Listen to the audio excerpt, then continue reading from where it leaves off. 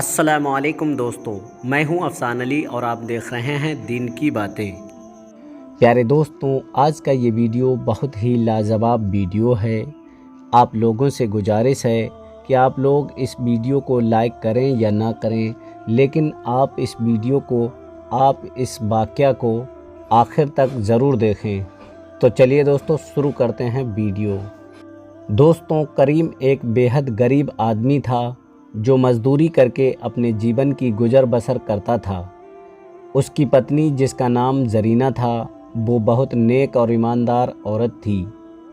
ان کے 3 بچے تھے، لیکن غریبی کے کارن کوئی بچے پڑھنے نہیں جا پاتے تھے۔ سب بچے گھر میں اپنی ماں کے ساتھ کڑھائی کا کام میں ہاتھ بٹاتے تھے۔ ان کے پڑوس میں ہی رخسانہ بیگم نام کی ایک عورت رہتی تھی جو بہت امیر تھی، لیکن وہ بہت چالاک اور جھگڑالو تھی۔ وہ زرینہ سے اکثر کڑھائی کا کام کرواتی تھی۔ زرینہ ایک دن اپنے 3 بچوں کو بلاتی ہے اور کہتی ہے کہ بیٹی، ہم تو رخسانہ کا کام کرتے کرتے تھک گئے ہیں، آنکھیں سوکھنے لگی ہیں۔ تبھی ان کی بیٹی کہتی ہے کہ ہاں امی، میرے بھی پیٹ میں درد ہونے لگا ہے اور مجھے بخار بھی آ گیا ہے۔ تبھی ان کی ماں کہتی ہے کہ ہاں بیٹا، ہم لوگ پوری نیند سو بھی نہیں پاتے، آدھی رات تک کام کرتے رہتے ہیں، تبھی ایسا لگ رہا ہے۔ ان کی ماں کہتی ہے کہ بیٹی، 4 پیسے مل جائیں تو ہمارا کام چل جائے گا۔ لیکن یہ رخسانہ بیگم اتنا سارا کام دے دیتی ہے، ایسا لگتا ہے کہ 6 مہینے کا کام اکٹھا ہی دے دیا، اور کہتی ہے کہ کام تو کرنا ہی ہے، کیا کریں مجبوری ہے، اور دل ہی دل میں یہ ارادہ کرتی ہے اور اللہ سے دعا کرتے ہیں کہ یا اللہ، ہم غریبوں پر رحم کر دے۔ عید آ رہی ہے اور کسی بچے کے پاس نئے کپڑے نہیں، یا اللہ، میرے شوہر کا مالک بھی یہ کہہ رہا ہے کہ ابھی کام کم ہے اور کاریگر زیادہ ہیں، تو میں تم کو کچھ دنوں کے لیے کام سے ہٹا دوں گا، میرے اللہ ہم پر رحم فرما۔ تبھی ان کی بیٹی کہتی ہے کہ امی جان، آپ پریشان نہ ہو، خدا خیر کرے گا، کوئی نہ کوئی راستہ نکال دے گا۔ ان کی چھوٹی بیٹی سما رخسانہ بیگم کے کپڑے دینے چلی گئی اور تھوڑی دیر کے بعد خالی ہاتھ لوٹ آئیں۔ زرینہ نے اس سے پوچھا، بیٹی، رخسانہ بیگم نے پیسے دے دیے؟ تو سما بولی، نہیں امی، انہوں نے کہا کہ آج پیسے نہیں ہیں، کل لے لینا۔ تبھی ان کی بڑی بیٹی کہتی ہے کہ امی، ہم تو امید لگائے ہوئے تھے کہ پیسے مل جائیں گے تو کپڑے بنوا لیں گے۔ 2-3 دن کے بعد کریم کام سے واپس آ کر آنگن میں سر جھکا کر بیٹھ گیا۔ زرینہ نے اس سے پوچھا، کیا بات ہے؟ کیا آپ کی طبیعت خراب ہے؟ کریم اداس ہو کر بولا، زرینہ، میری طبیعت تو ٹھیک ہے، لیکن آج مالک نے میری چھٹی کر دی ہے اور کہا جب کام آئے گا تو ہم تمہیں بلا لیں گے۔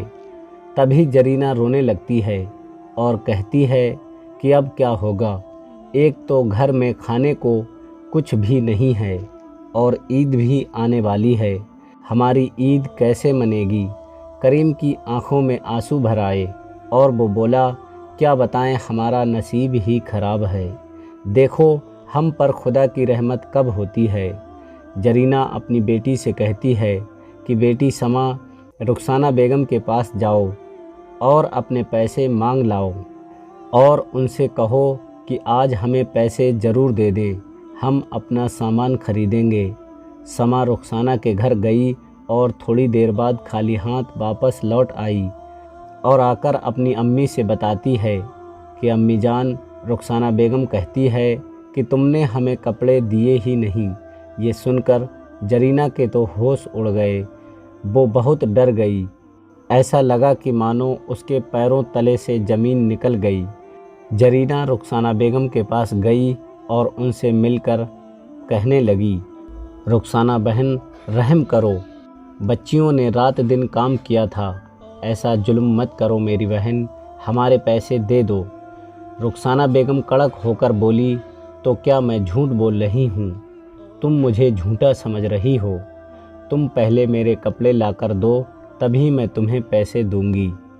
रुखसाना बेगम और जरीना की लड़ाई हुई, लेकिन रुखसाना बेगम ने माना ही नहीं कि कपड़े उन्हें मिल गए हैं। इस तरह से उनकी मेहनत के पैसे रुखसाना बेगम ने हड़प लिए। जरीना बेचारी घर लौट आई।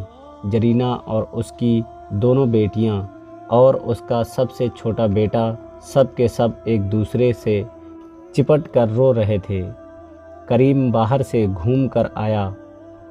उसने सबको रोता हुआ देखकर पूछा, क्या बात है जरीना, तुम सब रो क्यों रही हो? जरीना ने पूरी बात डिटेल में बताई। तभी करीम बोला, चलो कोई बात नहीं, बड़े आदमियों की बात है, अब हम उनसे लड़ भी तो नहीं सकते, लेकिन ये तो हमारे साथ बहुत ही गलत हुआ है। मोहल्ले के सभी लोग ईद की तैयारियों में लगे हुए थे। करीम अपने घर के बाहर बैठा हुआ था कि अचानक उसने ज़ोर से जरीना को आवाज़ दी, जरीना जल्दी बाहर आओ, देखो तो ज़रा, रुखसाना बेगम के घर में धुआं उठ रहा है। अरे हाँ, लेकिन मैंने तो रुखसाना बेगम को बाज़ार जाते हुए देखा था।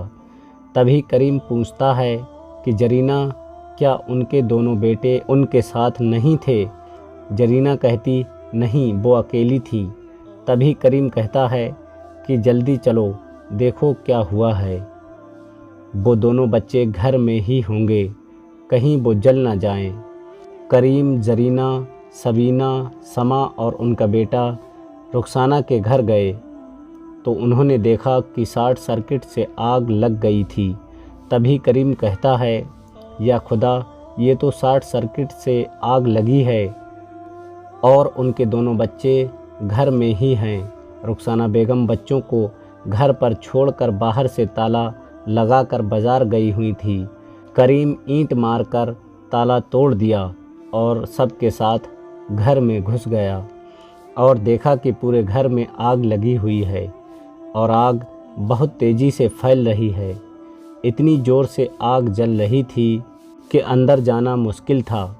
समा और सबीना ज़ोर से चिल्लाईं, अब्बू जान, आप जल्दी से बिजली की लाइन काटिए, हम दोनों उन बच्चों को निकाल कर लाते हैं। करीम ने मेन स्विच बंद कर दिया। समा और सबीना दोनों कमरे के अंदर घुस गए और रुखसाना बेगम के दोनों बच्चों को बाहर निकाल लाईं। फिर उन्होंने शोरगुल मचाया।